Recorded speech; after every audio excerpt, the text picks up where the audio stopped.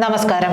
മുഖ്യമന്ത്രി പിണറായി വിജയന്റെ മകൾ വീണ വിജയന്റെ കമ്പനിയായ എക്സോലോജിക് സൊല്യൂഷൻസിനെതിരെ രജിസ്റ്റർ ചെയ്ത കേസിൽ പ്രതിപട്ടിക എൻഫോഴ്സ്മെന്റ് ഡയറക്ടറേറ്റ് തയ്യാറാക്കി കഴിഞ്ഞു. കൂടുതൽ അന്വേഷണത്തിലേക്കാണ് ഇവർ പോകുന്നത്. വീണ പ്രതിപട്ടികയിൽ എത്തിയാൽ അറസ്റ്റിനും സാധ്യത കൂടുകയാണ്.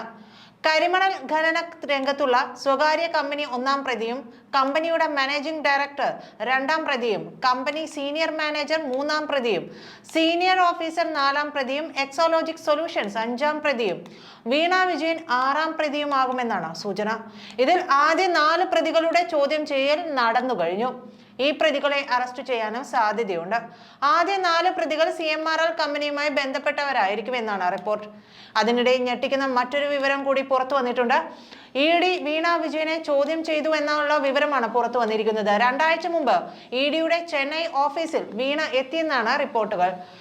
ED ന്യൂഡൽഹി യൂണിറ്റിൽ ജോലി ചെയ്യുന്ന മലയാളി ഉദ്യോഗസ്ഥൻ വീണ വിജയനെ ചെന്നൈ ഓഫീസിൽ വിളിച്ചു വരുത്തി മൊഴിയെടുത്തതായി തമിഴ് മാധ്യമങ്ങളാണ് റിപ്പോർട്ട് ചെയ്തതെന്നാണ് വിവരങ്ങൾ പുറത്തു വരുന്നത്. ഇത് സ്ഥിരീകരിക്കാൻ പക്ഷേ ED തയ്യാറായിട്ടില്ല. അതുകൊണ്ട് തന്നെ ഇതിന്റെ സാധ്യത എത്രത്തോളം എന്ന് നമുക്ക് പറയാൻ സാധിക്കില്ല. പക്ഷെ ഇങ്ങനെ ഒരു വിവരം പുറത്തു വരുന്നുണ്ട്.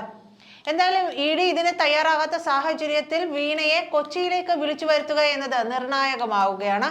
അറസ്റ്റിലേക്കും ED പോകാനുള്ള സാധ്യതയുണ്ട്. എന്നാൽ ആദ്യഘട്ട ചോദ്യം ചെയ്യലിനിടെ അറസ്റ്റ് ഉണ്ടാകില്ല. 2ാം ഘട്ട ചോദ്യം ചെയ്യലിലായിരിക്കും അങ്ങനെയുള്ള കാര്യങ്ങൾ ഉണ്ടാവുക. മൊഴി വിശദമായി രേഖപ്പെടുത്തി അത് പരിശോധിച്ച ശേഷമാകും നടപടികൾ. വീണ പ്രതിപട്ടികയിൽ എത്തിയാൽ അറസ്റ്റിനും സാധ്യത കൂടുകയാണ്. കരിമണൽ ഖനന രംഗത്തുള്ള സ്വകാര്യ കമ്പനിയായ ഒന്നാം പ്രതിയും കമ്പനിയുടെ മാനേജിംഗ് ഡയറക്ടർ രണ്ടാം പ്രതിയും കമ്പനി സീനിയർ മാനേജർ മൂന്നാം പ്രതിയും സീനിയർ ഓഫീസർ നാലാം പ്രതിയും എക്സോലോജിക് സൊല്യൂഷൻസ് അഞ്ചാം പ്രതിയും വീണ വിജയൻ ആറാം പ്രതിയുമാകാമെന്നാണ് സൂചന. ഈ വിവരം കേട്ടതോടുകൂടി വീണയുടെ കാറ്റുപോയി എന്നും പറയപ്പെടുന്നുണ്ട്. ഇതിൽ ആദ്യ 4 പ്രതികളുടെ ചോദ്യം ചെയ്യൽ ഏതാണ്ട് നടന്നു കഴിഞ്ഞതാണ്. ഇനി നടക്കാനുള്ളത് വീണയുടെയും വീണയെ പിന്തുടർന്ന് പിണറായി വിജയന്റെയും ചോദ്യം ചെയ്യലാണ്. വീണയ്ക്ക് ഏതാണ്ട് അടുത്തു തന്നെ സമൻസിൽ അയക്കാനുള്ള സാധ്യതയുണ്ട്. കാരണം ചോദ്യം ചെയ്യൽ എന്നുള്ളത് നിർണായകമായ കാര്യമാണ്.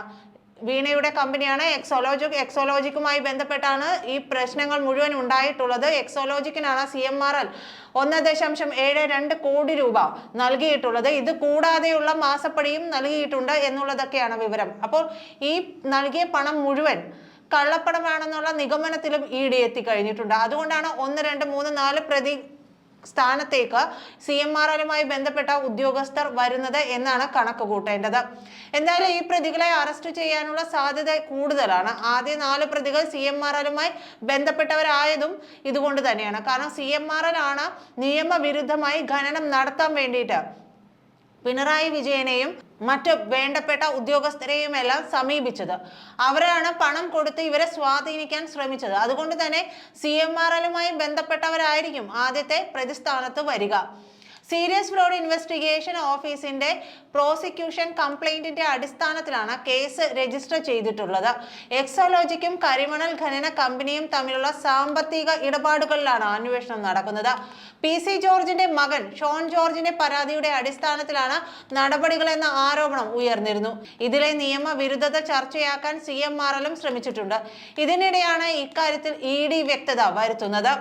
എക്സോലോജിക്കിന് കൈമാറിയിട്ടുള്ള തുകകൾ സംബന്ധിച്ച് തൃപ്തികരമായ വിശദീകരണം ലഭിക്കാത്തതിനാൽ കള്ളപ്പണ ഇടപാടായാണ് മാസപ്പടിയെ കാണുന്നത്. വീണയോട് ഇതേ സംബന്ധിച്ച വിശദീകരണം ചോദിച്ചെങ്കിലും കൂടുതലൊന്നും പറയാനില്ലാതെ വീണ മൗനം പാലിക്കുകയാണ് ചെയ്തത്. സംസ്ഥാന വ്യവസായ വികസന വകുപ്പ് ഉദ്യോഗസ്ഥർ, രജിസ്ട്രാർ ഓഫ് കമ്പനി ഉദ്യോഗസ്ഥർ എന്നിവരെയും ED മൊഴിയെടുക്കാൻ വിളിച്ചു വരുത്തും. അതേസമയം പ്രതികളാകാൻ സാധ്യതയുള്ളവർ അറസ്റ്റ് ഒഴിവാക്കാനുള്ള നീക്കവും തുടങ്ങിയിട്ടുണ്ട്. അത് നമുക്ക് പകൽവെട്ടം പോലെ ദൃശ്യമാണ്.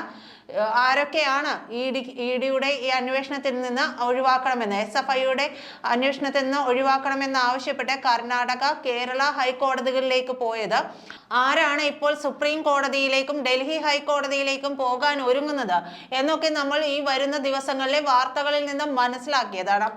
സേവനത്തിന്റെ പേരിൽ 1,72,00,000 രൂപ നൽകിയത് കള്ളപ്പണം വെളുപ്പിക്കൽ നിരോധന നിയമത്തിന്റെ പരിധിയിൽ വരില്ലെന്നാണ് ഇവർക്ക് ലഭിച്ചിരിക്കുന്ന നിയമോപദേശം. ഇതിന്റെ ചുവട് പിടിച്ചാണ് ഇവർ ഡൽഹി ഹൈക്കോടതിയിലേക്കും സുപ്രീം കോടതിയിലേക്കും ഒക്കെ ഓടുന്നത്. PMLA ആക്ടിലെ ഷെഡ്യൂൾ കുറ്റകൃത്യങ്ങളിൽ ഇവ വരുന്നില്ല.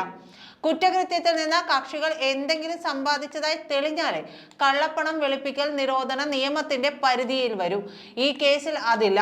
രണ്ട് കമ്പനികൾ തമ്മിലുള്ള ഇടപാടിൽ PMLA ആക്ടിലെ ഷെഡ്യൂൾ പ്രകാരമുള്ള ക്രിമിനൽ കുറ്റം കണ്ടെത്തിയിട്ടില്ലെന്ന നിയമോപദേശം CMRN അടക്കം കിട്ടിയിട്ടുണ്ട്. 8ഓളം കമ്പനികളിൽ നിന്ന് എക്സോലോജിക് കമ്പനിക്ക് പണം ലഭിച്ചതുമായി ബന്ധപ്പെട്ട അന്വേഷണം കമ്പനി നിയമപ്രകാരം കേന്ദ്ര കമ്പനികാര്യ മന്ത്രാലയത്തിന്റെ സീരിയസ് ഫ്രോഡ് ഇൻവെസ്റ്റിഗേഷൻ ഓഫീസും നടത്തുന്നുണ്ട്.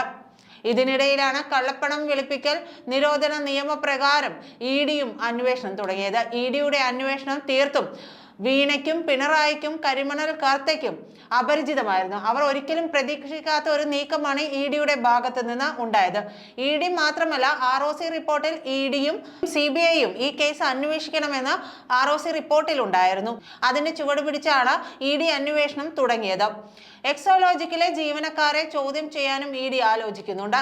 ഇതിനുശേഷം വീണയുടെ മൊഴിയെടുക്കുമെന്നും സൂചനകൾ പുറത്തുവന്നു. എന്നാൽ ED ഒന്നും തന്നെ സ്ഥിരീകരിക്കുന്നില്ല. ഡൽഹിയിൽ നിന്ന് കേരളത്തിലെ അന്വേഷണങ്ങളെ നിരീക്ഷിക്കുന്നുണ്ട്. അതായത് മോദിയും അമിത്ഷായും അടക്കം ഈ നീക്കങ്ങളെല്ലാം സസൂക്ഷ്മം നിരീക്ഷിക്കുന്നുണ്ട് എന്നർത്ഥം. വീണയുടെ മൊഴി രേഖപ്പെടുത്തുന്നതോടെ അന്വേഷണം 2ാം ഘട്ടത്തിലേക്ക് കടക്കും. പിന്നീട് യാതൊരു പഴുതുകളും വീണയ്ക്കോ പിണറായിക്കോ കരിമണൽ കർത്തയ്ക്കോ ഒഴിവാകാനുണ്ടാകില്ല.